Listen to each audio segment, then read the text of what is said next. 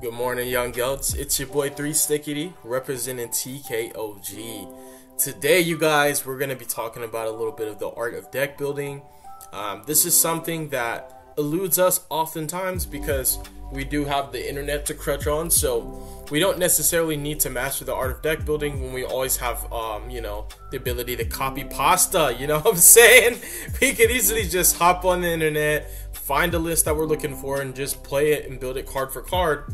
But don't you want to have the ability to do these kind of things on your own, to make the necessary concessions that I feel like are required as a player strength for you to be able to grow in the game, and also to be able to consistently do what you want to do without actually having to rely completely and solely on content creators. If you actually want to be able to just cook on your own, then let him cook. If he want to cook, then let him cook. But if you don't know how to cook, then we're gonna have to teach him how.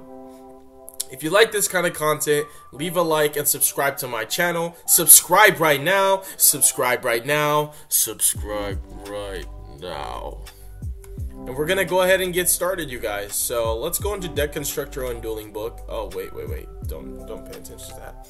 So if you're watching this video and you're looking to get better as a deck builder in general, you more than likely are probably playing Snake Eyes, because anyone anyone new to the game of Yu-Gi-Oh is probably just going to be playing Snake Eyes. So let's say we're building our Snake Eye deck. This deck is pretty nerfed right now, but it's still a pretty strong deck. So the ideology behind building a deck is, for me at least, right, this is my biased perspective. When you build a deck, I build it on the premise of being able to achieve a certain goal. And for a lot of people, the goal is just to not let your opponent play. I'm gonna just keep it a buck with you. That's what we're trying to do in modern Yu-Gi-Oh right now. We don't want our opponent to be able to play. Well, how do you do that efficiently? Well, because there's a myriad of different decks out there that all pretty much have extremely high ceilings, you can fall victim to decision anxiety, where you wonder, what should I actually play when all these decks are good? Typically, there is a meta, which is the META, just means most efficient tactic available. And what that means is that's just currently regarded as the strongest choice that you can pick. And most likely because it has the highest win rate and has the highest chance of success. And how do you get a deck to have that? Well, let's talk about it, right? Let's just throw in our Snake Eye cards, for example. And then we're going to talk a little bit about each one of them, right? And we're really not going to talk about each one of them, but just the place that they have in the deck, right? Because these are more like placeholders. So, how do you actually regard a deck as meta? Well, representation and results oftentimes do actually influence that decision, right? So, if a deck has consistently done well in the past, currently, right now in the format, we're regarding it as a meta deck because of its representation and result in the top cut of a lot of different events, and more likely high caliber events. And how do you think those decks do good? Well, some might say, oh, it's the player. Yes, that is pretty much like 40% of the equation. A good pilot can take you very far. If you're just good at the game, naturally, inherently, you have the ability to navigate fluidly. You honestly know how to play your cards correctly. You know how to make the right choices at the right moment. And you don't fall victim to the pressure that you get when you're playing in a room full of snakes and sharks. You know what I'm saying? There's blood in the water and everybody's gunning for you. And they're trying to win by any means necessary, even if they have to cheat. If you can't fall victim to that type of pressure, then you're solid, bro. Honestly. If you can make the right concessions at the right moment, and with 45 minutes on the clock, you got to think about modern Yu-Gi-Oh! You have to make decisions rapidly, and you have to change your mind on a whim. When your opponent has a response to your card, you really do have to pivot in a totally different direction and see how you can continue playing. So that obviously is like 40% of the equation, but 60% of the equation actually is the deck, unfortunately.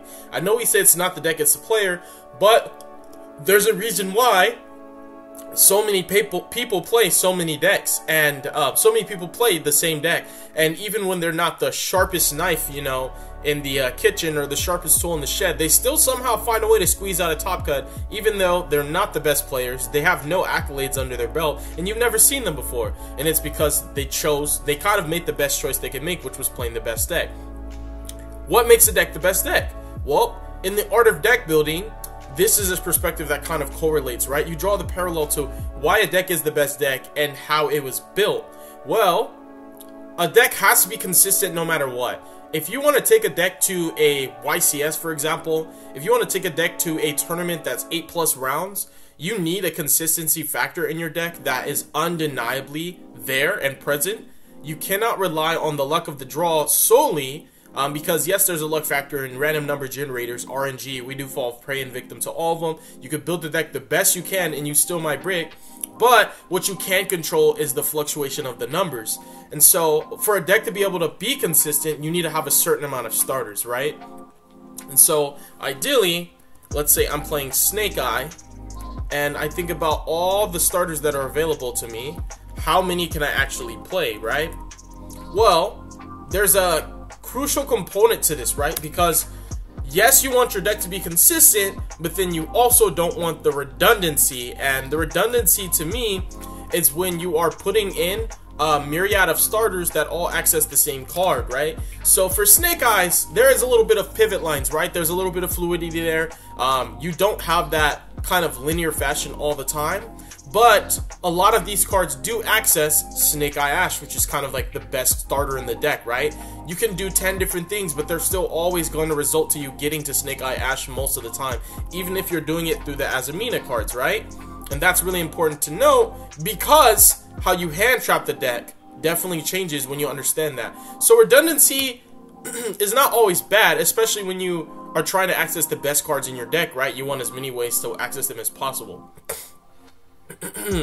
So here's the problem that we're gonna have. So let's put this in, right? And let's go into a wanted simple spoils. Simple spoils, boop. Alright, so we have 3 deception. Alright, so here's the problem, like with redundancy, right? Like we were explaining, like you have all these cards that access the same card. So when you're building your deck, you can make it more consistent. But let's say, for example, I have 3 ways to access a Snake Eye Ash, but none of those 3 ways can put up a way to insulate my Snake Eye Ash from being hand trapped. Technically speaking, even though you have 3 ways to access Snake Eye Ash, if your opponent just has an effect negation hand trap like Impermanence, you can use one of those 3 ways to access Ash, or you can use one, a Bait and Ash Blossom, for example, like a Bonfire. You can summon Witch, and she can get, you know, Effect Veilered, right? And then you still had another way to access Ash, whether you just hard drew it, summoned off 1-for-1 or whatnot, or you had her OSS. You could summon this card, and it'll be met with an Impermanence. So that is redundant in the sense that, like, they all access the same card, but it's good because you play through a tad bit of interruptions and you still got to that card. So because you had so many ways to access it, your opponent definitely wanted to stop you. On the inverse of that spectrum, right, Snake Eye Ash is the card that you want to access. So technically, if your opponent just held Impermanence for the Ash and you had no way, right? I'm not saying you can't draw Azamina cards and just put up the Omni Negate Fusion, that's fine. But you had no other way to stop your opponent from negating Ash, then they technically could just hold Imperm, let you use all the cards that access Ash and just Imperm it, right? And now, those starters that all access Ash, right? For example, I'm not saying they all do, but this is just for example, so bear with me. Don't lose your mind in the chat.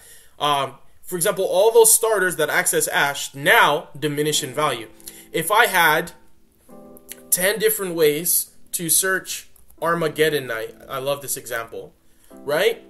And I had 3 of those ways to search Armageddon Knight in my hand, and my opponent understands that Armageddon Knight is the card that I need to resolve, they can actually just not hand trap anything. And they could just wait until I access Armageddon Knight, hand trap that, and every card that accesses Armageddon Knight in my hand now diminishes in value. Now, the redundant starters are good in the aspect of your opponent wanting to keep you from getting access to the card in the first place.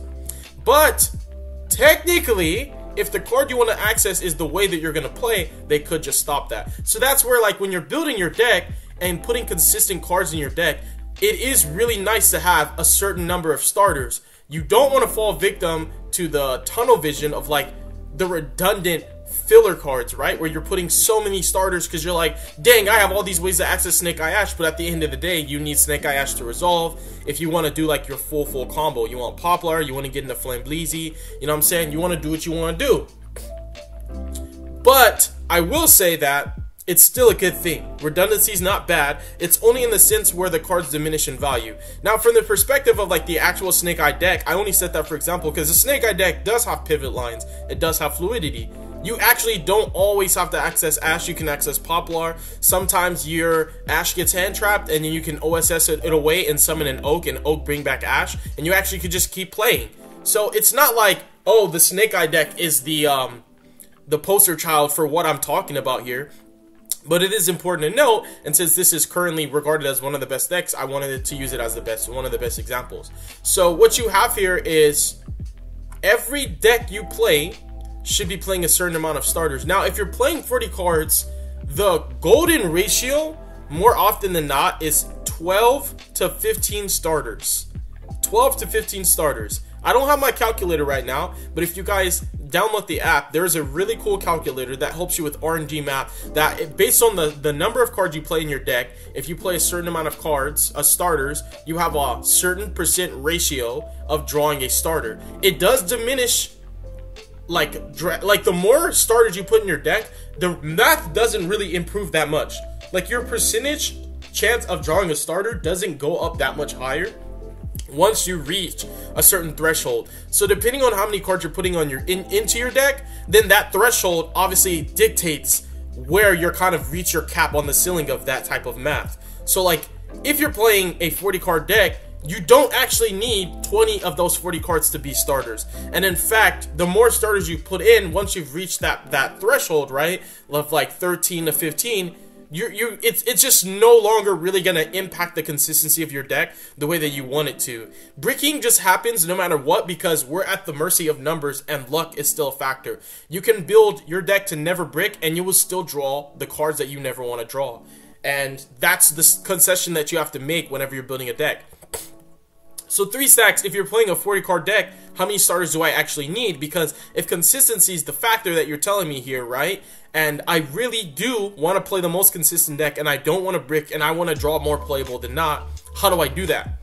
Well, if we just look at the premise of just building Snake Eyes Azumina, right? Just that deck. And we consider how consistent that this deck is, and more often than not, it will draw very, very playable a majority of the time. Let's count our starters here.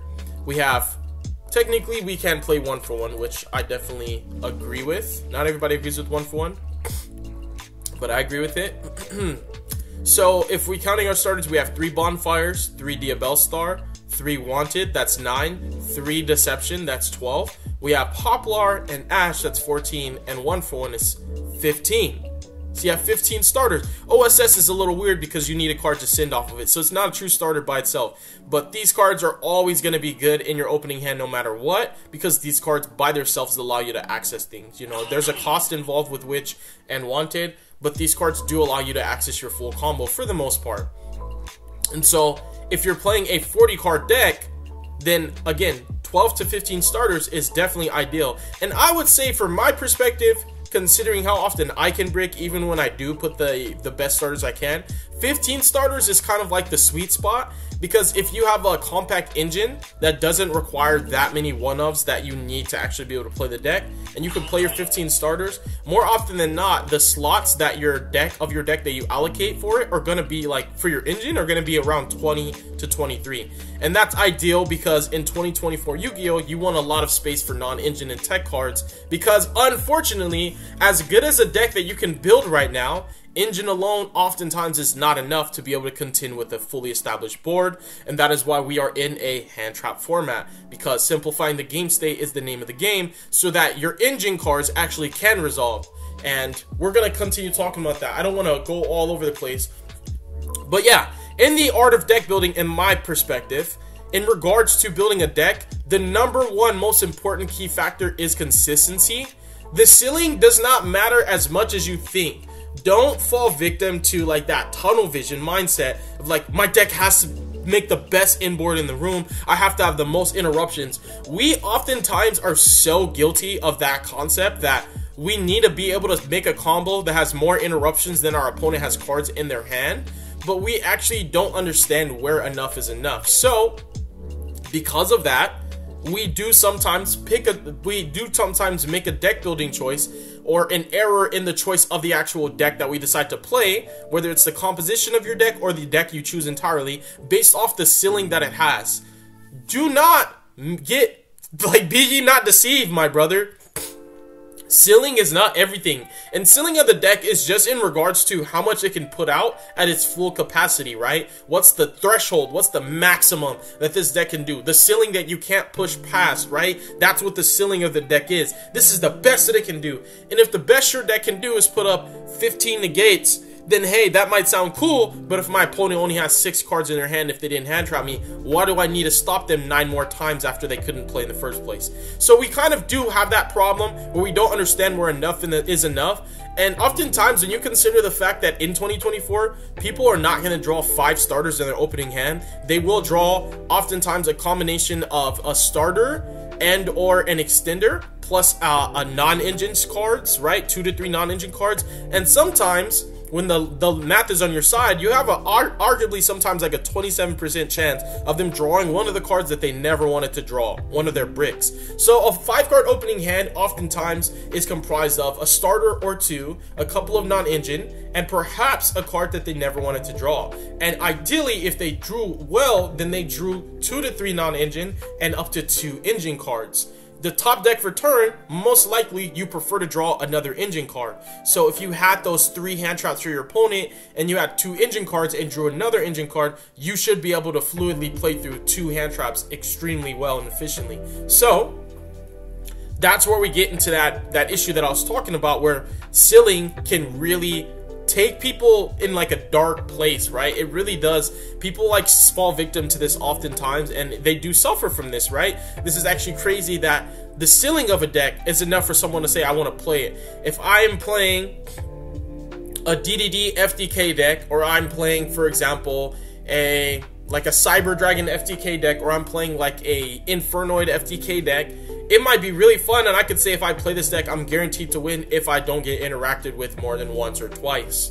However, the ceiling is not what you should be looking for. If you want to build a deck in 2024, I guarantee you, most people would agree with me, you need consistency.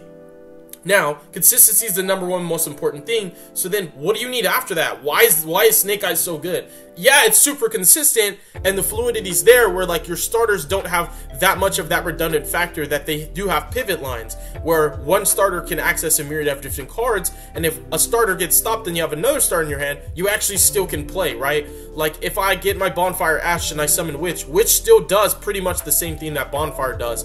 In a nutshell, a little bit better sometimes. So you have that. But if I had 10 ways to access Armageddon Knight, and my opponent just said, hey, I'm going to just wait till they summon Armageddon Knight and hand trap it, now we have 3 cards to search Armageddon Knight that are dead. You don't have that issue in Snake Eyes. So it's not the redundancy that I'm saying is bad. It is still a little bit redundant in the regards that, like, you know that your opponent's always going to be trying to get access to Snake Eye Ash. And because you know that, sometimes it helps you a little bit better when it comes to hand trapping this deck. So, yeah.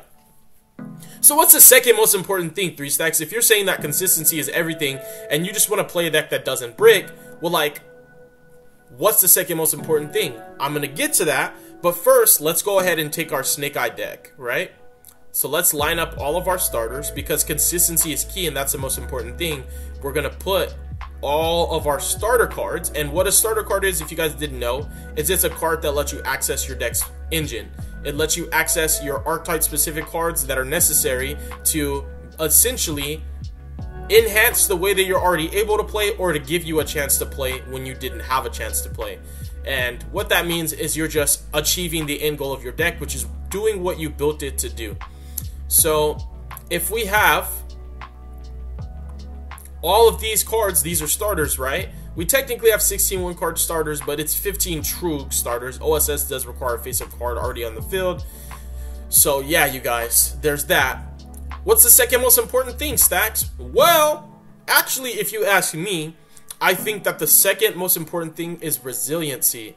Because yes, consistency is super important, but resiliency is the second most important thing, because you want your deck to be able to play, right? You want to have good opening hands more often than not. You don't want to brick. We hate bricking. It sucks. It happens to all of us, but we try to avoid it as much as we can. But what's the next most important thing? It is definitely resiliency. What is resiliency, 3 Stacks? Resiliency is a deck's ability to navigate through interruptions, to be able to pivot into different lines when the initial trajectory that you took off of your starting play got stopped. So if a deck is resilient, that means that if I hand trap the best card in the deck, the card that I know they need to resolve, and that deck is still able to play, it's resilient. If I hold my hand trap for the choke point of the deck, which every deck is going to have a clear, concise choke point, for this deck, more often than not, Snake Eye Ash is the biggest choke point. Hand trapping Witch can hurt sometimes, and like, yeah, you can prevent your opponent from getting access to Rusialago and Sylvia, but if they already drew access to Snake Eye Ash, that hand trap hitting a Witch is never going to hurt more than it would hitting like an Ash, for example, right? So, yeah, you guys, resiliency is very important. The ability to be able to play through hand traps and disruptions is so integral that even if your deck is the most consistent deck in the entire history of the game of Yu-Gi-Oh!, it will not be the best deck if it's not resilient enough. And there's like a sweet spot, because in 2024 there's so many hand traps being played in so many people's decks, and we have cards like Fuwalos and Perulia that you have to keep in mind when you're building your deck. This takes resiliency to a whole different degree and margin. So it's like, dang, bro, that's too much I gotta worry about. I'm gonna just go play Dragon Ball Super. Matter of fact, I'm gonna go play Lorcana. This too much, Stacks. You crazy for real. I'll see you tomorrow. I'm heading out. You know, it happens. That's fine.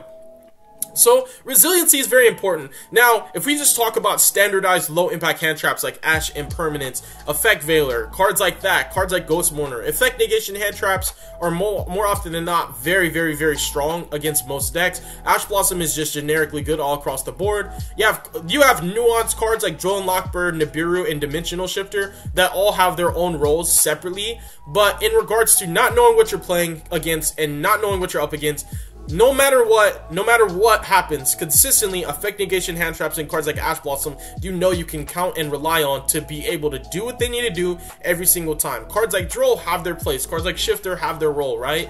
And cards like Nibiru definitely have their role. I'm not taking away from those. Those are some high-impact hand traps, but low-impact hand traps are what you are going to more than likely have to play through a majority of the time.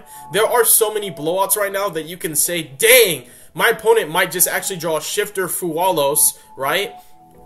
And then on top of that, they still might have a Nibiru in their hand, which is crazy, right? So those are high-impact hand traps. But low-impact hand traps, more often than not, are what you have to play around in conjunction. And so if a deck's resilient, for your deck to be resilient, I would say that it should be able to consistently play through at least 2 low-impact hand traps and or a combination of 1 high-impact hand trap plus 1 to 2 low-impact hand traps. With an average hand, with not drawing the best, your deck should be able to play through 2 hand traps minimum. That is how you really get that kind of defining factor of how you determine the deck's resilient or not, or how resilient it is. If your deck is always losing to an Ash Imperm, a combination of Ash Imperm is like one of the best 2-card combinations ever. Any hand trap combination you could think of. Imperm Nib is cool, you know, Shifter Fuwalos is like insanely impactful, but it depends on the matchup, right? If your deck doesn't lose to Shifter and you're playing like Kashtira or Tenpai, you don't care if your opponent's Shifter and Fuwalos is you. You actually really don't care at all. But if your opponent has like Ash Imperm versus Imperm Nib, right? Because if your deck plays in a Nib and you hold that Imperm to negate the card that can stop Nib and resolve Nib on your opponent, that could be pretty good. That's a good 2-card combination. The reason why I, from my professional opinion, believe that Ash Imperm is such a good combination is because it's good against every deck. No matter what deck you're playing, no matter what the archetype is, it's good against everything. Even Runic Stun can fall victim to an Ash Imperm. It's crazy, right? It happens. So, if you have an average hand and it consistently loses to Ash Imperm, I would say your deck's not that resilient. It's unfortunately sad to say that in 2024, a deck that's able to play through 1 hand trap with the average hand is not good enough, but this is the truth. This is the truth. And so pivot lines are super important, but pivot lines are only available to you based on the resiliency of the deck, and that also means the compact engines that you're playing, the non-engines that you're playing, the extra deck choices and concessions that you make. Obviously, there's generic cards out there that really do give you more pivot lines and help to make your deck more resilient. For example, the Fiendsmith cards give every deck a level of resiliency that's unprecedented because low impact hand traps, unlike a lot of other hand traps, don't trade with the bodies, and because they negated the bodies but didn't trade with them, those two bodies can be converted into, for some decks, a full combo. For other decks, another layer that your opponent still has to play through. So that's a level of resiliency, right? And that's very important. So for resiliency, we shall just simply put a Fiendsmith Engraver package with a Tract, right? A Lori, and a Lacrima, just for example. It's not like the biggest deal because this deck already is so resilient, right? But what we're gonna do is we're just actually specifically using this as the kind of like to showcase the ideology of what resiliency looks like in 2024, because resiliency says this is resiliency talking to you. Ah, dang, you impermed my witch, you ashed my bonfire. I actually just normal summon a hand trap, and I go into Moon of the Closed Heaven, and I go into Requiem, and now I have the option to make a Caesar, or I can make a Desiree, and that's something you still have to deal with. You had the hand traps that actually stop my engine from being able to play, and I have a supplementary engine that makes my deck more resilient than it is on its own.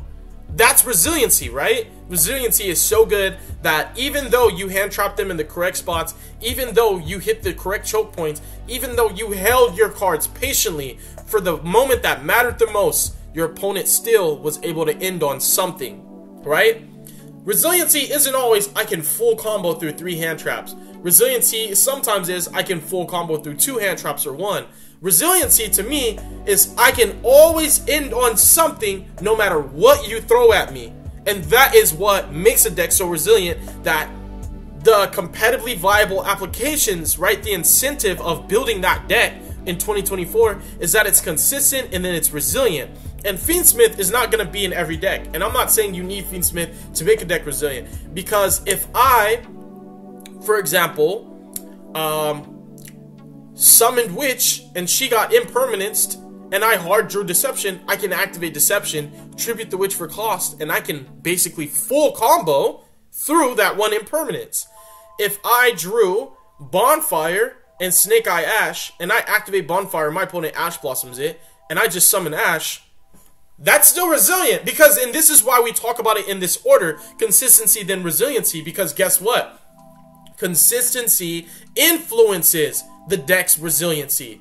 If you do not have enough starters in your hand or extenders, you won't be able to actually continue to play through those disruptions. So consistency is still important, but the resiliency is in regard to the context of the quality of your cards.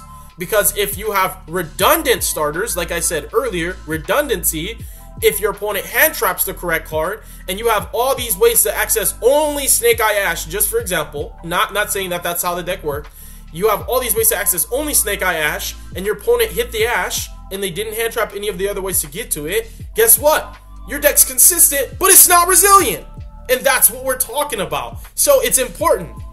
Because if I summon Diabell Star and that card gets impermanence, and I activate Bonfire and that card gets Ash, and I had Deception, or a 1-for-1, or an OSS, or a Snake Eye Ash, or a Poplar, my deck is going to be able to continue to play. But now if I summon that Snake Eye Ash, and my opponent had a 3rd hand trap, and I just so happen to be playing Fiendsmith cards, that means that I get to end on something no matter what, i.e. this is resiliency talking to you. I get to end on something no matter what you throw at me. It's the ideology that your opponent will not stop you from putting up interruptions, and that's what makes a deck resilient. That's resiliency to me in 2024, is that no matter what happens to me, I will always be able to end on something. Even if I can't get full access to my engine, I can put out enough to say, you traded 3 cards with me, now I've got enough to trade 3 more cards with you. So I'm still gonna win this duel, even though I didn't get access to my full engine, even though I didn't full combo, even though my deck is not in a comfortable spot, even though I didn't get to play Solitaire, I have enough cards to match you card for card. Let's go card for card right now, bro, and I'ma win. I'ma beat you. That's resiliency to me. So is this deck resilient? Yes, because also the quality of your starters are not so redundant that they don't have pivot lines. Pivot lines, 3 stacks, what's a pivot line? A pivot line is very simple. I start a line of play, I know that line of play. I know what the inboard it gets to. My opponent stops me. Well, if that line of play came from a place in an area of redundancy, i.e. the composition of your main deck, how you built it. If I built a deck with small worlds, and let's say I put Where Art Thous and I just had a bunch of level 1 extenders to get to Snake Eye Ash. This is a dumb idea, but I'm just saying. I did that, and my opponent just impermed Snake Eye Ash and had Where Art Thous and all kind of crazy stuff, right? Just all a bunch of cards that only access Ash, not Poplar, specifically, right? This is just an example. It's not the real thing. I'm just saying this so you understand what I'm talking about. Then now, my deck is not resilient. It's not.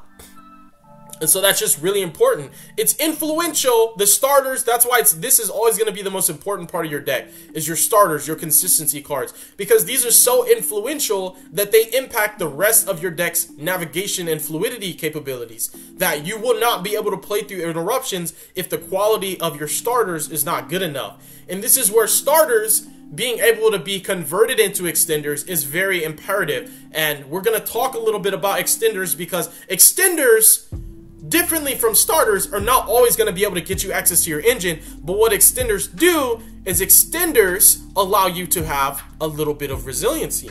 Because extending, to me, is playing through something. Sure, I could just say, oh, I'm just going to extend all the way up into this. But contextually, when we think of an extender, we think of, I normal summon Xiamen, my opponent impermed it, and I activate E-Telly, and I summon out the card that I would have got off of the Foxy tune if the Xiamen resolved. You know what I'm saying? So in that context, E-Telly can be a starter, but it was used as an extender. And so extenders are important, and it's important that your starters are able to be converted into extenders when you need them to. Now, if your starters cannot be extenders, then we fall into a different category of decks, a different category of cards. We have a card like Snake Eye Birch. This card is not so important in every Snake Eye deck. However, it does have a place because it is an extender. If you control Fire Monster, you can special summon this card from your hand. So this card's pretty good. It gets you a body on the field. Bodies in Yu-Gi-Oh!, if you didn't know, from an economic standpoint, if we're talking about the true quality of every card and how good cards are, from an economic standpoint, when it comes to spells, traps, and monsters, bodies have the highest value for the longest time. Bodies have had the highest value for years. And with cards like SP Little Knight, cards like Typhon, the Fiendsmith Engine, cards like IP Masquerena, cards like Silhouette Rabbit, as long as these generic cards are available where any two monsters get you there, bodies will be the most valuable resource. So when we're talking about resiliency, we can't discredit the fact that your deck will be more resilient if it's able to access its extenders in that consistent manner. And if your starters can be extenders, it's even better. But it's also nice when your deck does play extenders, because that influences its resiliency. So if your deck doesn't have enough extenders, or it doesn't really have good access into them, if you have extenders that you can only hard draw into where your starters can't grab that card instead, then we might have a little bit of a problem, and your deck might not be resilient enough. So the second most important thing, if you ask your boy 3 Stacks, is a deck needs to be resilient. It needs to be able to play fluidly through interactions. It needs to also be able to contend with mediocre boards. So if we're playing hand traps, right, and we know that if we're playing competitively, my opponent, if I hand trap them, they're probably still going to end on something. Unless I really drew that many hand traps and I blew them out. Then I don't know what they're going to do if they didn't draw their own hand traps. They might just be a sitting duck. But ideally, if you want the best challenge, let's say your opponent does still end on something. Well, that might be a mediocre board. It might be Caesar Pass. It might be Desiree. It might be IP in the SP Little Knight. If your deck cannot play into that board that you simplified, the game state simplified because you made it that way, you dictated that with your cards in hand, and now your engine is not strong enough to push through that, your deck is not resilient enough. And so let's talk about what happens when your deck's not resilient enough in a second. Resiliency also is in regards of your archetype specific cards, your engine being able to push through half boards. Can your engine push through full boards? Most likely no. That's the premise of playing hand traps, is so that no matter what, and that's, again, all these things are parallel. The resiliency, right? Because the premise of playing hand traps is so my opponent doesn't end on the full board. Resiliency comes from the fact that we know that they're still probably going to end on something, so if their deck's resilient, my deck has to be resilient. Because if they're going to end on something no matter what, I can't crutch on hoping that my hand traps make them pass turn. Because if you're playing a deck that requires you to play so many hand traps for the simple fact that your engine is not resilient enough, that deck's not going to make it. That deck is not good enough. That deck cannot play through interruptions on its own, and you have to play 23 hand traps so that you don't have to play through a board. That deck is not good enough. Throw it in the trash, wait for table 500, don't play it right now. But if your deck is resilient enough, it should be able to play through that half board. So we get into, again, the topic of when your deck's not resilient enough. What happens? Well, when your deck's not resilient enough, you're forced to play a ton of non-engine. Non-engine is a strength that decks have that's supposed to put a influence on the cap of your ceiling, right?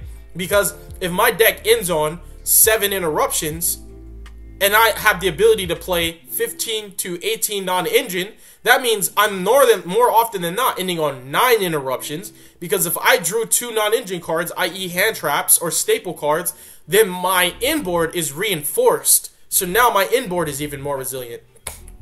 So when a deck's not resilient enough, it's forced to play way more of cards like this because its engine is not strong enough to push through even half boards. That's a problem, and if you understand that your deck has that problem and you still want to play it, you should just understand that in deck building perspective in 2024, you're going to have a lot of room for non-engine. And if you don't have a lot of room for non-engine, then I would say that that deck's not going to make it, it's not good enough, and it's not resilient enough. So it's just not, even if the deck is super consistent, right? Like, if we have a deck like that has 18 to 20 starter cards, right? That's insanely good. But those cards don't have the fluidity and kind of like the ability to have pivot lines, and they're all redundant in the sense that they still access like the same engine that is the hand trap magnet and the choke point. That deck's not resilient enough. I'm not saying throw it in the trash. I'm saying that if it's not like competitively viable enough, that's more than likely a reason. What makes a deck truly uncompetitively viable is its resiliency. I guess we can also talk about the high impact hand traps. So unfortunately, the Mocharmies exist right now, and so like this is a whole different deck building perspective, because with the Mocharmies in place in cards like Shifter and Droll, I guess we'll just put them there, right? Shifter, because we talked about low impact because those cards are the most reliable hand traps, and more often than not, you're gonna have to play through those. Minimum, you're gonna have to play through those. There's like 9 effect negation hand traps that can be played, Imperm, Veiler, and Mourner. And because there's 9 of those, there's only 1 Shifter, there's only 1 Fualo, so there's only 1 Purulia, there's only 1 Droll. That's why I talked about effect negation hand traps so much, because there's such an abundant amount of them. Mocharmy. So currently right now, 2024, TCG Yu-Gi-Oh! There's 2 Mocharmies. The one that's the most main deck worthy is Fualos, right? So every deck that has the ability to should be playing Fualos. And any deck that has the ability to should be playing Shifter. This deck does not have the ability to, so therefore it cannot play Shifter. So if your deck is resilient through effect negation hand traps, that's good. But what can also discount it from being competitively viable? If it has no strong lines into Mocharmies, if it has no strong lines into Droll, and some decks you just have to concede the fact that they lose to Shifter and no other cards. If your deck has good and solid lines into every other blowout, including cards like Droll and Nibiru, I would say the simple fact that it loses to Shifter doesn't discount it from being one of the best decks, if not the best deck. Because every deck needs to lose to something, and that's just how balance and power works. But if you're going to sit here and tell me that this deck loses to Shifter and that's why I won't play it, I'm going to laugh at you. Because that's one card. It can warp a format, but it's only a 3 of, right? There's 6 Mocharmies, there's 9 effect negation hand traps. There's a much more abundant amount of other cards that you have to worry about. Shifter is, you can play around it with cards like Call By and Cross Out if it's literally that serious to you. So, if your deck is resilient, this also means that it has solid lines into Fualos and solid lines into Purulia. And a solid line to me, when we're talking about a Mocharmy, I want to say specifically a line that nets your opponent 2 to 3 draws maximum. 2 draws is the solid, like that's the sweet spot. Is that they did a little bit more than break even on their Mocharmy. They drew 2 cards, right? I'd rather my opponent draw 2 than draw 10, right? And this is the thing with the Fualos and the Purulia. These Molcharmi cards are like floodgate, lingering turn hand traps, right? That's where we're talking about Shifter and Droll. All these cards, once you drop them, last for the entire turn, and they impact the dynamic of how your deck is able to navigate the entire time. Because they either deny certain cards from being able to resolve, or in the regards of Molcharmi, your opponent just gets so much advantage that the board that you're making will either be easier to break through because they have more resources available to do so, or you're not going to end on a board because the more draws you give them, the higher a chance you have of giving them a hand trap draw off of that Fualos, and another Fualos at that. So if a deck is resilient, it has to have solid lines into Molcharmis. We can talk about every single archetype specific, interaction, but I'm just going to say simplify to preface. If your deck has solid lines in the Molcharmis, it's so resilient that it's definitely worth playing. If your deck is solid lines through Imperm and Ash and Ogre and Nibiru, but it doesn't have any solid lines into Fualos at all, it can discount its competitive viability to an extent, but it's very similar to the aspect of Shifter, where if your deck is so good that only those hand traps impact it negatively, and it's not able to end on even a halfway decent board through those cards, I would not say that deck is totally unviable and no, you shouldn't play it because it's really that bad. I would simply say that it's less resilient, but it's still resilient. So resilient to the fact that it takes Molcharmis and it takes Shifters to even have a hand trap that has a high enough impact to make you end on less than a half board. A half board to me is through multiple hand traps more often than not.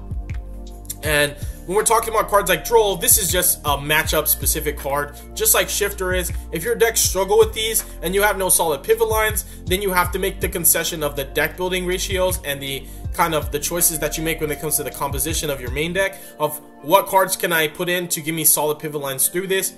These cards, it's easier to do something about when you can identify your weakness and play around it, right? And that's just like, for me, competitively viable Yu-Gi-Oh! Like 101, identifying your weakness, identifying what you lose to, and playing around it. That's given me the best success in my career as a pro Yu-Gi-Oh! Player for a long time. I think that identifying what you lose to and playing around it is the #1 most influential thing that you can do when it comes to like impacting game state, impacting the literal results of the duel. If you don't identify what you lose to and play around it, it doesn't matter how resilient your deck is, you're not going to be able to navigate fluidly enough. And what that simply means is, from a deck builder perspective, it might mean from a deck builder's perspective that I lose to Shifter and Droll, I might have to play call buys and crossouts. I might have to play a supplementary engine. I might have to play Fenrir's, because Fenrir gives me an interruption and a body through Shifter and Droll no matter what. So there's still things that you can do from a deck builder perspective to influence your deck and to give it a stronger and a higher kind of resiliency against the cards that it's not resilient enough against. So don't think that a deck not being able to play through every hand trap in modern Yu-Gi-Oh! Discounts it from being the best deck, because Snake Eyes will still struggle with Shifter, and with the Azumina cards and Bonfires, you will struggle with Droll more often than you should, for the simple fact that you do sometimes your one card combo needs to search twice. And if you get Droll, then you might have to pass on like a half board. And that half board might sometimes just look like Sylvia and an SP. Sometimes it'll look like Sylvia and a Desiree, and that's still a good half board that your opponent will have to play through. And as long as their deck's resilient enough and they drew the cards that they needed to play, they might be able to play through that board, but they might not be able to OTK through it.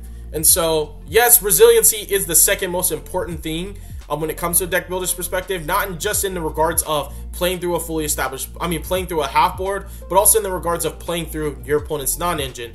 Now, we're going to come down to the third most important aspect of a deck builder, from a deck builder's perspective in 2024, and that's its ability to play non-engine and how much it actually can play, right?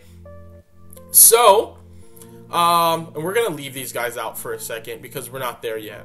So, if I have considered the fact that my deck already is so consistent, these are the maximum starters I want to play, and I say my deck's resilient, but I want it to be more resilient than it naturally is. I want stronger pivot lines, and I want to be able to end on enough cards to check every last card in my opponent's hand. I want to say checkmate. You threw 3 hand traps at me, I have 3 interruptions. So guess what? I'm gonna match you card for card and I'm gonna win this race. So that's very strong. Next up, we're gonna talk about something that probably not everybody is gonna enjoy, not everybody's gonna love. And it's your deck's flexibility and space for non-engine after you've checked the first 2 off the box, which is consistency and resiliency. And as you can see, we do have a little bit of space left, so we can play certain hand traps. But what we're going to do is actually, we're going to take a step back.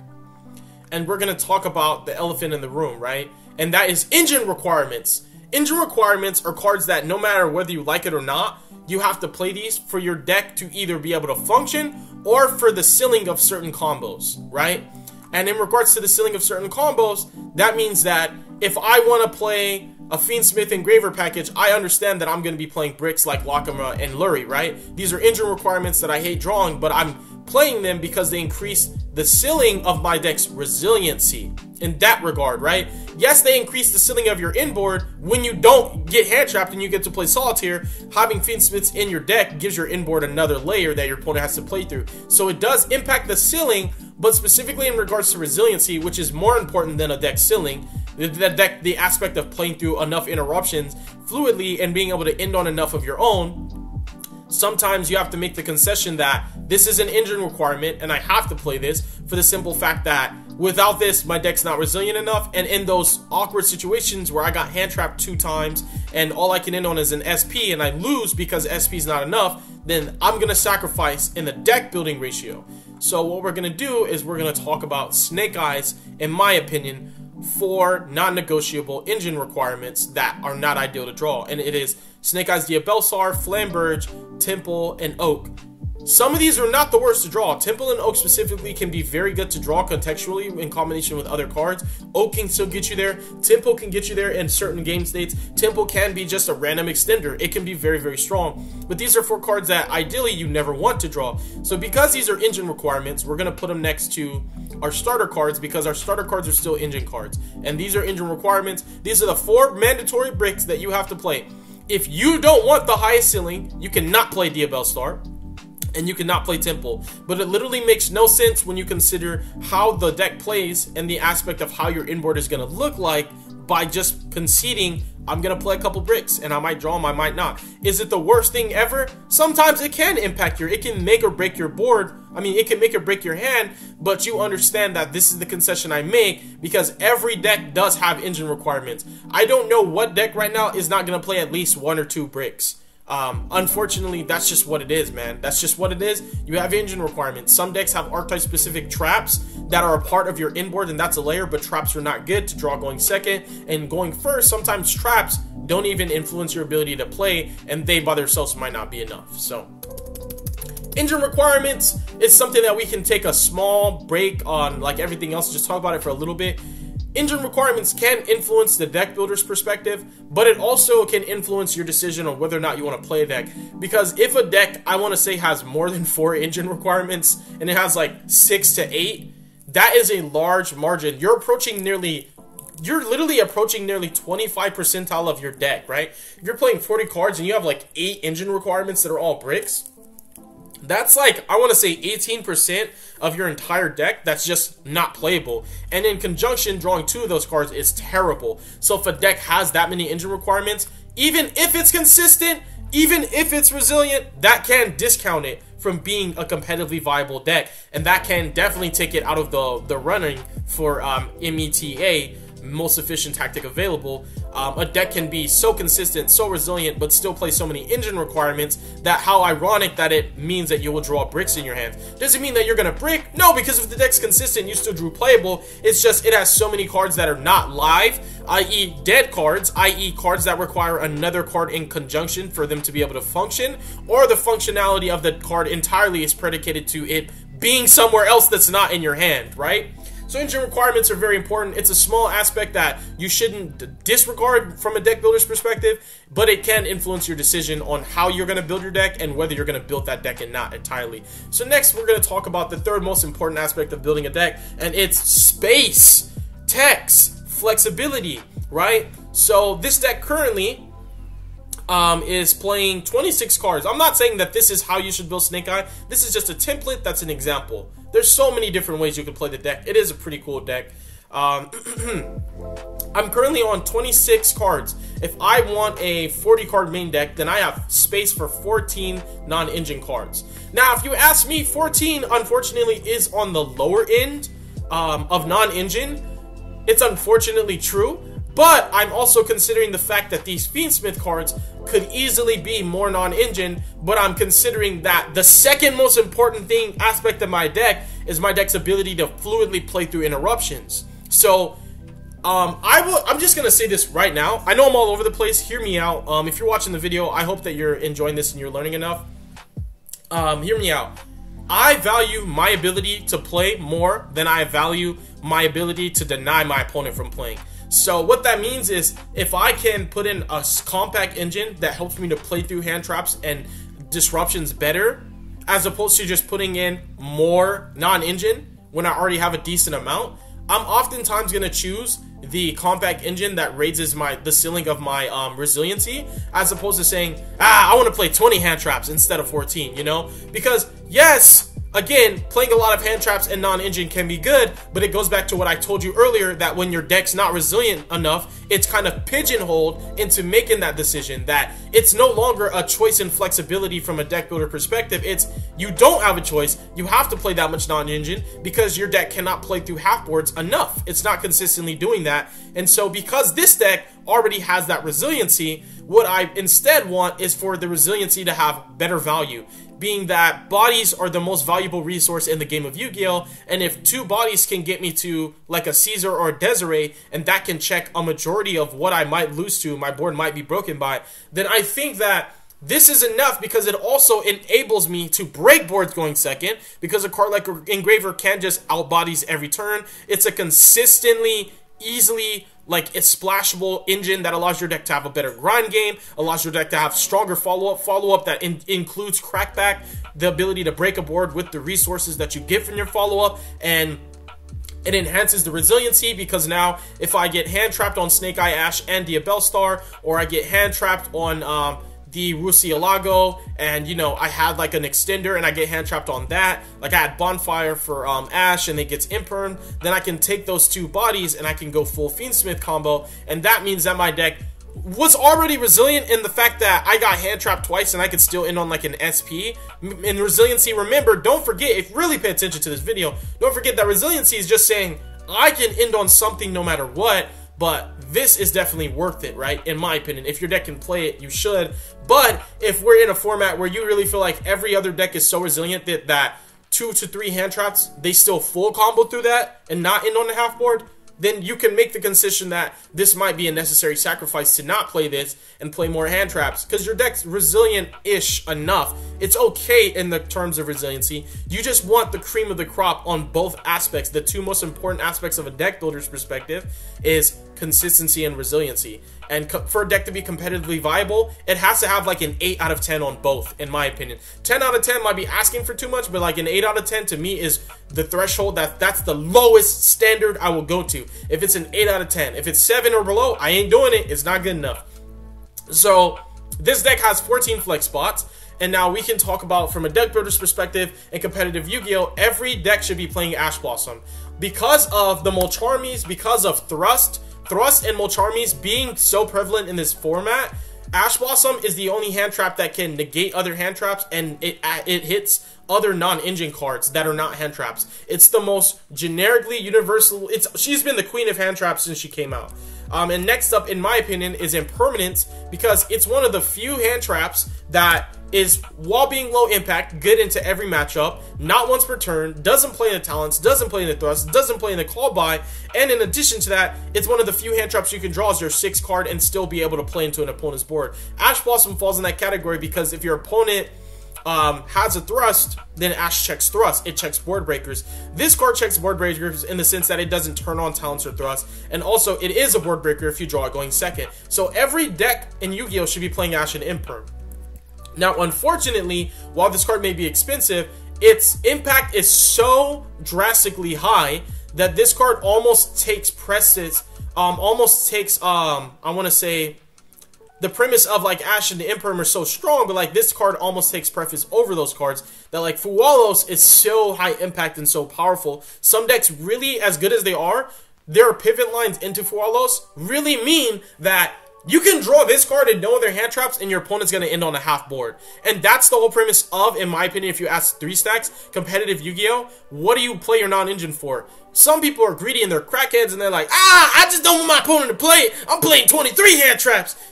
You're a scrub, because like, don't you actually want to be good enough to say, hey, I beat my opponent, not my hand traps. I beat them. Like, yeah, they ended on a half board, but I played through their interruptions, and I did that with my cards and my brain. So, yeah, you can play more hand traps, but the premise of hand traps, if you ask me, when you consider the fact that every deck that you're going to every deck that you need a hand trap more than once is resilient.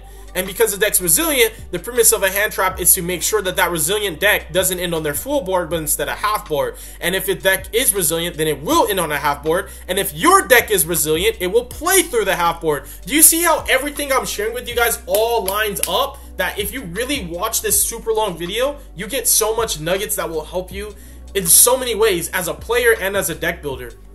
And so Fuwalos is a card that, if your deck has pivot lines, it's a half board. You don't really get a full board through Fuwalos, and most decks that do lose to Fuwalos, they'll end on a half board at best. So this card's so good because it's the only singular hand trap that guarantees in most matchups that your opponent will not be able to end on their full board. Unfortunately, even Shifter's not going to guarantee that, because we're approaching a Malice / Rizio integration in the format where both those decks are extremely competitively viable because they're consistent and they're resilient and they have enough compact space for non-engine, i.e. the 3 prospects of deck building for competitively viable Yu-Gi-Oh! For a deck to be the most efficient tactic available, it has to check those 3 boxes alone, and it needs to be an 8 out of 10 on both.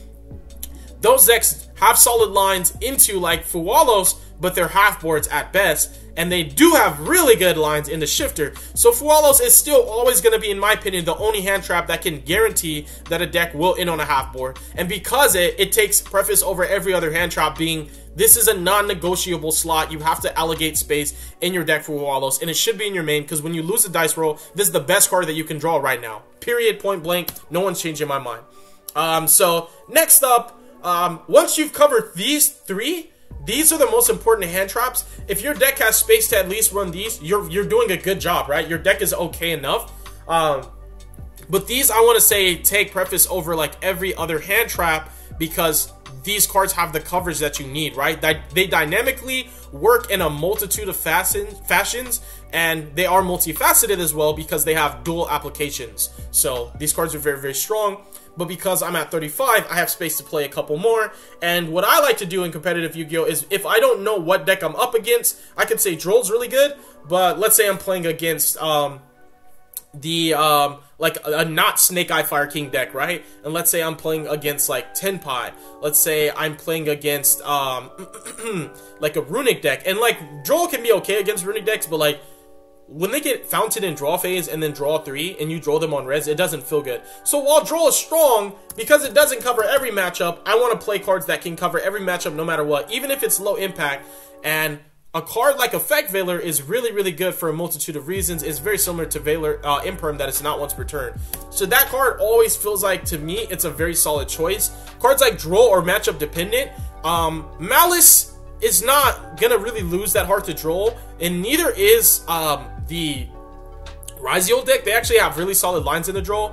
But what I want to talk about really fast is the aspect of Droll. Just like Ash, Imperm, and Fuwalos, it is multifaceted. It is a hand trap, but it also can turn off a Fuwalos or a Purulia if your opponent hand trapped you with the Molcharmi. And if you're playing a deck that doesn't really care that much about Droll, to an extent, you might need 2 searches maximum, or you drew the card that you needed to search even better, you can actually Droll, right, yourself.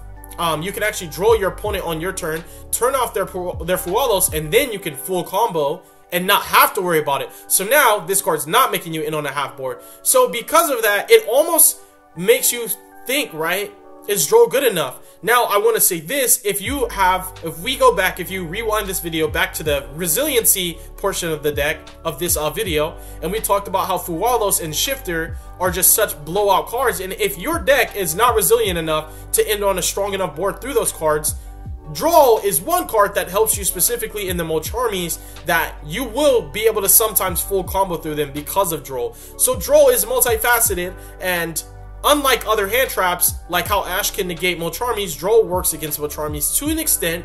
It's not the worst, but it's also definitely better than average. It's above average. It's good against this deck. It's very good against the Fire King deck. It's very good against Yubel. It's good against Memento. It might not be so good against Tenpai, Malice, and also might not be so good against Ryziel. And that might be the reason why you don't main it, but it is a worthy side deck staple, and it does cover so much matchup grounds that you almost feel like it's worth maining Droll. And I wouldn't be mad at you if you did. Then we have Valor that we talked about, but I want to talk about this. We have another blowout hand trap. Now, Nibiru has its place in every format, and I want to say that it is able to be played around, but Opalus is banned, and the decks that access like a way to play around Nib are like Yubel, decks that play like the Azumina cards, and like just solid lines that say, I end on this board, if I pass turn, my opponent nibs me, I can just keep playing regardless. Because one of the ways of forcing nib is just ending your main phase with a solid enough board, and if you have a deck that just is able to play well, then you could say Nibiru's not good. But I want to say right now, brother, anyone that's telling you that Nib is bad is actually a bozo.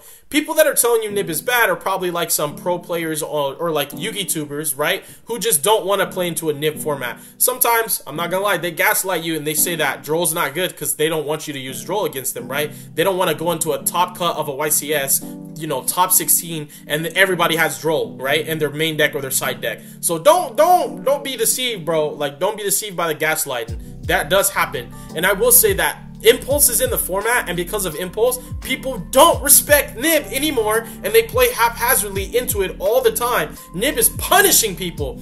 And you could say, oh, Nib is not good enough by itself, but I'm here to tell you, like, if they don't draw Azumina cards, they don't have a way to really force Nib unless they play Fiendsmith cards, and that also means that they had to play enough to get 2 bodies on the field, which means they're already comboing, and when they get into the Fiendsmiths, they can force Nib only if they're playing Caesar. Not everybody's even playing Caesar, and that's what makes Nib even better, is the fact that they end on Desiree in their full board and you still nib them, which is crazy.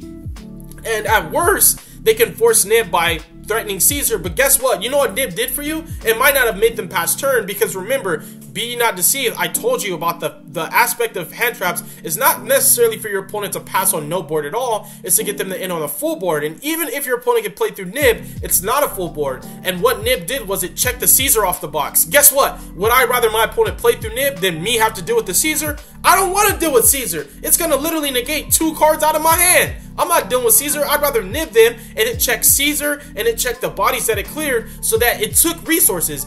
Nib is definitively not supposed to be a turn-ending card right now, the way people see it. And people think Nib's not good because, oh man, they didn't pass turn, they could play through it. I don't care that they can play through it. I only care about the quality of their inboard, and Nib influences that. Nib can force them to end on a half board. Nib can take Caesar out of the equation, take Desiree out of the equation. It does a lot for you.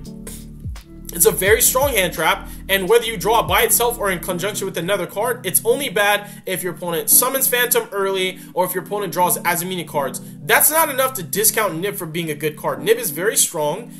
There are certain decks that have lines that check Nib, but the fact that people are not respecting it and playing so haphazardly, and Impulse being such a format warping card, and the fact that Ryziel cannot play Nib because they have to control all level 4s or Ryziel monsters also means that there's a lower likelihood of people playing Nib in their deck and a lower likelihood of people respecting it. You have to, my brothers, consider how good Nib is. So, if, for me, in my, opinion, this is me biasly speaking, I think that Nib is worth playing. And so, the last hand trap that I personally would play would be Effect Veiler. And I'm a little bit of a reckless, wild kind of guy. I don't believe in the 40 card ratio being the perfect ratio for consistency's sake. I like to think of the odd number, if you use the formula of Elvis, which is the algorithm, the mathematical algorithm that every online Yu-Gi-Oh! Simulator uses, their ratios always end on an odd number, and an odd card is always going to be picked for your 5th card, and because of that, RNG influences that as well. So what I'm saying, if everything I'm saying is just confusing you, you should always have your main deck ratio end on an odd number. This is also Deck Building 101. This is very, very important. The reason why 3 stacks will go to 60 as opposed to an odd number is because I love 60 cards, and it's literally a part of me, like it's a passion. But if you want to draw the best ratios, your deck should end on an odd number. This is a secret not very many people know. A lot of Yu-Gi-Oh players don't even know this, even the best players. Like, I don't even know if Jesse Cotton knows this, but Elvis is a mathematical algorithm. Master Duel uses it, Dueling Book uses it, all these algorithms use it, and it's ELVIS, 5-letter word, 5 numbers, 5 odds. If your deck ends on an odd number, you have the higher chance of drawing a starter in your opening hand, as long as your deck ends on an odd number. This is also a very key, crucial secret of deck builder's perspective. If you probably have the average attention span of an American, you probably only watched 2 minutes of this video, and you missed out on so much good stuff. That sucks for you. But yeah, make sure your deck ends on an odd number. Just understand that. If you don't understand anything else, just know that if your deck ends on an odd number, no matter how many cards are in your deck, you have a higher chance of drawing a starter.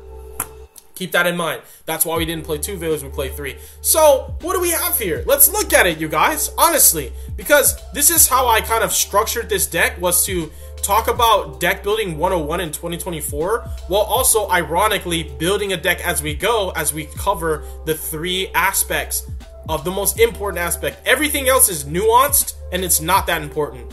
Consistency, resiliency, and flexibility, right? Space for non-engine and tech cards. Remember those. They all end in an E, so it's funny rolling off your tongue. Consistency, resiliency, flexibility. And flexibility is simply space. Space. Space. Non-engine space.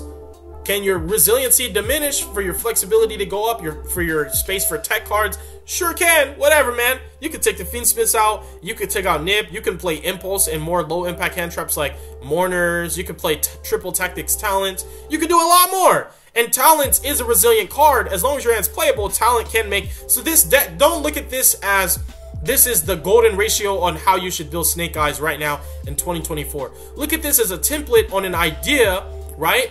We talked about the ideology, 3 stacks at least. Everybody's deck building ideology is different, but this is my ideology. This is what I consider when I build a deck, is those 3 aspects. And the way we built this Snake Eye deck was by covering each one and getting ourselves at least an 8 out of 10 on every ratio. So I want to say consistency, resiliency, and also space for non-engine, i.e. flexibility, are the 3 most drastic and highly influential and impactful aspects of building a deck in 2024 right now. If we are not in a hand trap format, flexibility is not going to matter so much. Neither is resiliency, because if you're not really having to worry about playing through so many hand traps, your deck doesn't have to have the highest ceiling in regards to playing through disruption. But it might still need to be able to play around board breakers, and that just comes in the way that you allocate resources in your main deck, or the extra deck choices and staples that you choose to play. So that can still be resilient, right? But that's it. So the only thing that we're missing is some engine requirements for the extra deck, right? And so let's go ahead and let's get some generic cards in here, and we're gonna finish building our Snake Eye deck. So SP Little Knight is staple, as well as Masquerena. These cards are pivotal to your inboard. And also SP just has so many strong applications, playing through so many interruptions. Every time SP comes back, you feel so strong starting your turn with like that crackback of like SP returning and Princess. Speaking of Promethean, at least one Princess. I feel that as long as there is a fire format, that you should be playing minimum Hida. I also like Dark. Dark is very, very strong. I feel like this card is a very cool flex spot if you have the space. I also think that the Phoenix and the Phoenix package with the Zelantis is just so important for enabling OTKs. I'm a bit more of a Selene access code kind of guy, but you don't always have Witch or Veilers in your grave. And this package enables you to consistently OTK no matter what your graveyard is looking like. It's very important to have the Raging Phoenix and the Zelantis. This card also just checks a layer of your board, in the sense that it's like a Nightmare Pain, that your opponent can't just go to battle phase.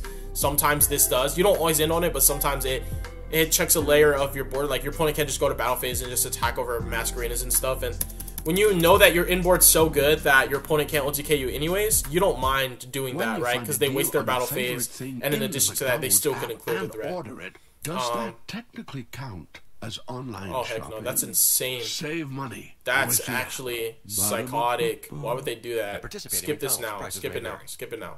Get rid of it. Thank you. All right, so we have that package. So we're looking at three other slots. Now it's very important, obviously, the like half fires that you can go into. I also think that Nightmare Phoenix is super important. Where are we at? Nightmare Phoenix is really important in this deck. Like, it's just, it really does have like a solid home and a place in this deck, if you ask me, in my opinion. And because the Azumina cards are so good, I feel like if your deck can play Dark and you have the flexibility to do so, you should definitely actually be playing Dark. Dark is just so good right now. Being able to take their fusions is one thing.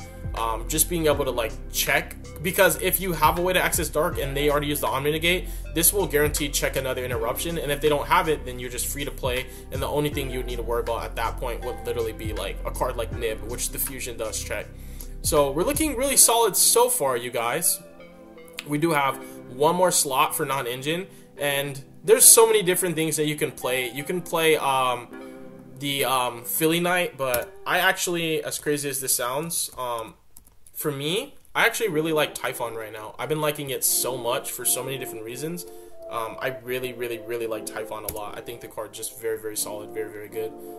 Typhon's cool. It's a very strong card. You can say you're in a losing position when you have to summon it, but there's some times when I summon this and I would have lost if I didn't. So, duh, you have to be in a losing position to summon it. Don't state the obvious here. Yeah.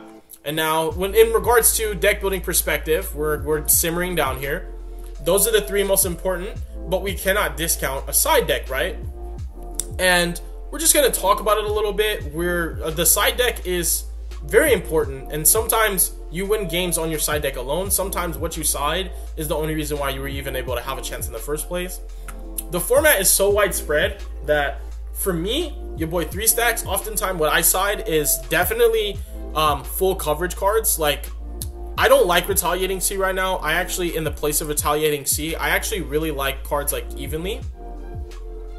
As crazy as this sounds. And the reason why I like Evenly is because it's widespread and it covers every board. And if you're playing against Snake Eye Azumina and they don't play Fiendsmith and they don't actually, like, you hand trap them right and they can't get a Deception, but they can still like full combo with the Snake Eye cards, you're looking at like Temple, IP, you know, Princess Engrave, all the follow-up. Evenly is really strong. And don't get me wrong, like, Evenly is good and bad. Evenly is bad because you don't get to OTK your opponent.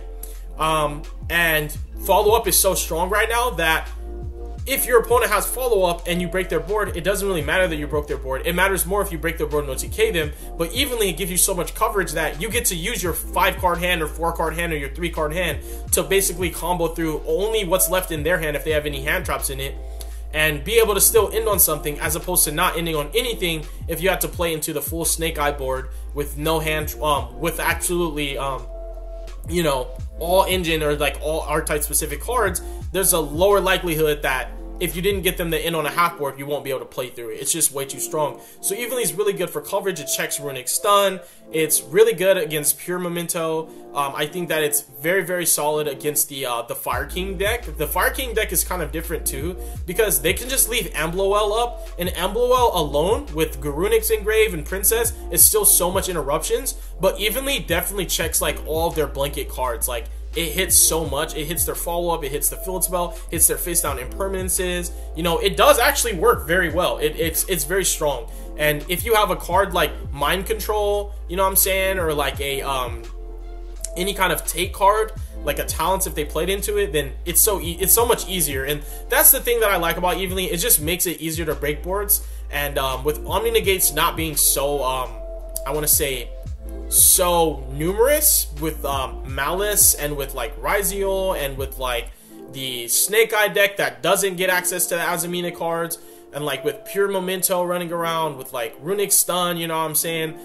Even Runic White Force doesn't always end on an Omni Negate. Evenly can be pretty strong, you know? I don't want to discredit that this card is so powerful and oppressive. And the premise of your inboard, if you didn't know, if you guys are thinking right now, oh, I need to make the craziest inboard with the highest ceiling, the premise of your inboard is to simply give yourself follow-up and make sure that you live for another turn. That's how you should play competitive Yu-Gi-Oh! Right now. Your inboard should be able to give you follow-up while also making sure that you live for the next turn. And that's where Evenly falls in that category of, like, it's not always that good because your opponent lives. But if you make a board where you know that their follow-up's not good enough to play through it, they have to be top decking into a couple miracles and they only draw one card. So I like Evenly. I really like Duster right now. I like that these cards are just widespread and they have so much coverage. I also like Lightning Storm. I think if you're playing Snake Eye, you can really struggle with back row, so it's really important to respect back row as much as you can. So I like these 6 cards. I think they're very strong. Board breakers are not a joke, and people think board breakers aren't good, but especially in a hand trap deck where you're simplifying the game state a lot, like board breakers can be even better because you can ensure they don't end on an Omni Negate and the board breaker resolves, which makes it so much easier for you to crack their board no TK. I also think that Mocharmy Perilia is very, very, very strong and should be in everyone's side deck if you can't main deck it, like if you're not like playing Tempai, for example. This card's crazy strong. It's really, really, really good against the Ryziel deck. Very good against Snake Eye. Very, very good against Yubo. Very good against Memento. Very good against Mermel. It's just very strong in general. It's a very strong card. And I want to say that if your deck has the space to it, Droll has so much coverage. Not only being able to like turn off Molcharmies like we said, but has so much coverage for so many matchups. Not enough that you main deck it because you don't want to, and that's why I talked about like certain hand traps like these where you know they're not dead draws. Nip sometimes might be a dead draw if your opponent plays around it. But I talked about the format specifically because that definitively is what influenced my decision on Nib. Many people are not able to play it. Many people are not even, their engines don't allow it. And then also because of that and the fact that Impulse is in the format, people are not playing around it. And it gives it such a higher ceiling than it should have. So it's just really, really strong, you guys. Nib is very strong. But Nib is kind of like Droll that it can be matchup dependent. But Droll is just like so solid and strong enough that I feel like these cards are just like very good. This is me. From my perspective, everybody, deck builds differently. And you can say your inboard is not good enough. You want to side cards for going, for when you're going first. If you are getting shifted all the time and there's really just that many Molcharmies, another good package is definitely Thrust. Specifically if you get shifted, cards for going first are still very important, and the Thrust package with like a blowout trap can be so integral. And because if you're playing the Thrust package, you can obviously cut down on Evenlies, right? And you can play like that, and you can play Sinful Archfiends, because if you get shifted by the Malice deck, you can put them on. You only get to summon your Link 1 and that's it, right? So we can play Sinful Archfiends, which is very, very good. You can play DDG as well. I just don't think DDG is going to be that great. I think D-Barrier and Archfiends are going to be the best thrust targets for turn skipping. Even Snake Eyes can't really link climb, and outside of fusions, this basically says they can't summon from their extra deck. Mementos link climb a lot, you know what I'm saying? Like, it's really, really good. It has a place. It works like D-Barrier. It's just D-Barrier that also works for links, so it's just very, very strong. This is very, very good. If you are still so afraid of back row, Cosmic Cyclones and cards like Penguin Tops are really good as well.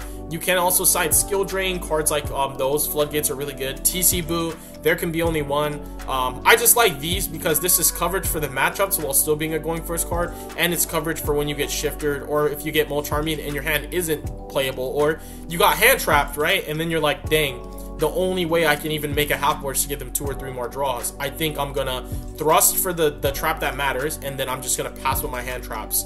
And essentially, all you're gonna be doing is counting for the number of interruptions you have, matching it to the card your opponent has. And if you can match your opponent card for card and leave them with only 1 out of the variable, that's still good. If you have 3 interruptions versus your opponent's 4 cards, don't think that that's not enough, because it can be enough. And that's where, again, like the ceiling, when I talked about in the beginning of the video, talking about ceiling of decks, that's why you don't need ceiling to be so high. 4 interruptions is still like so good, considering that you ended on 4 interruptions through an opponent's hand trap or 2 hand traps, and you have your own hand traps as well to back up your 4 interruption board. That's still very solid. Even a 3 interruption board, even just a board with like IP Masquerena with Desiree up to be able to negate with Masquerena, with Desiree and Masquerena into SP, and then send one of their cards and banish one of their cards. That can be enough. If your opponent hand trapped you twice and you have 2 hand traps plus an IP Desiree, that's enough. Do not think that you need the craziest board to win Yu-Gi-Oh! It's a numbers game, and it's all about card for card interactions, and economics are the most important value, in my opinion, when it comes to the value of your bodies and the number of interruptions matching your opponent's card economy. As long as they have cards in hand, they have a way to play technically, and what you just want to do is just have an interruption up to equal to or almost equal to the number of cards in their hand, and that's the economics of it. So this has been 3 Stacks. You guys have been some young goats. This is Deck Builder's perspective, deck building 101 in 2024. The side deck can be different. If you feel more scared of backward, you can play Cosmics. If you think Retaliating Sea is just that good, then you can play it. I do like more blowout hand traps that are not main deck worthy, but also still can secure the bag for me. I love board breakers so much because of the fact that I play hand traps, and I should be able to resolve them. They're also just really good blowouts. If I have an evenly and my opponent has a full board that I knew I was never going to be able to OTK through in the first place, then you could say, whatever, evenly's not that bad because I wasn't OTKing anyways. Very, very strong, and it takes the resources, and that's the really, really good thing about board breakers versus hand traps. And I guess we'll talk about that just very quickly. I'll make a whole nother video about it. With board breakers versus hand traps, if you have hand traps, sometimes your opponent keeps the resources in their extra deck, which can be vital, because if they have a way to play next turn, or you hand traps the bodies and then they can convert, then that means if next turn, if you're not able to play or they stop your turn, then they're able to still full combo. But with board breakers, you let them commit, use every resource, and when you resolve a card like evenly, whether you thrust into it or drew into it, and you evenly them, you take all the resources, and it hurts the follow-up, and it also hurts that their crackback is going to be weaker because they burn through so much of their extra deck for their full combo, and evenly takes the resources that they don't keep and banishes them forever, basically. Face down, you can't really touch it. So board breakers are still really good, and that's why I like to play a decent amount. And with like the 3 thrusts and those, it's really good. The only other thing that you can consider is the fact that you don't have the coverage with take cards like talents, and that's really easy. You can easily cut out an evenly and put in a talent. Or like me, if you're crazy like 3 Stacks, which I am a little crazy, and I don't mind playing a 43 card deck or 41 card deck, you can easily put in like a talents, right? And you can put in a called by if you really just need that much coverage. And these are just like the nuances that, like, once you've done the 3 things that are most important, which covered the 3 aspects of deck building that are the most valuable, like the flexibility, resiliency, and consistency, you do have kind of like the creative freedom after that. Creative freedom can only go so far, and honestly, like, it's cool to have some innovation, but you need to get like that kind of that cookie cutter template out the way first, and then you could say, hey, you know, after I've drawn enough test hands, I'm not really bricking, I could play 43. If I continue to draw like poorly, I can just not. And that's where you can go back in your side deck and allocate slots, take out some ratios, because thrust is like 3 of everything, right? And you could easily just play 1 1 1 and 1, put the talents in the side deck. Call by is really good because it hits shifter. You know, you can play cross outs for shifter, or you could just play thrust, so if you get shifted, you just say tempo I can't play anyways, you know what I mean? So yeah, you guys, thank you so much for watching this video. I really hope you enjoyed it. I hope you learned a lot. I'm going to be doing more videos like this. We're going to be doing a lot of like social dynamics of Yu-Gi-Oh! I actually am making a couple podcasts, but I'm thinking about making one for Yu-Gi-Oh! I have a couple podcasts I'm making in real life on a separate channel, so I'm definitely going to be announcing that soon. But yeah, you guys, thank you so much for watching. Y'all have a beautiful day. Deuces.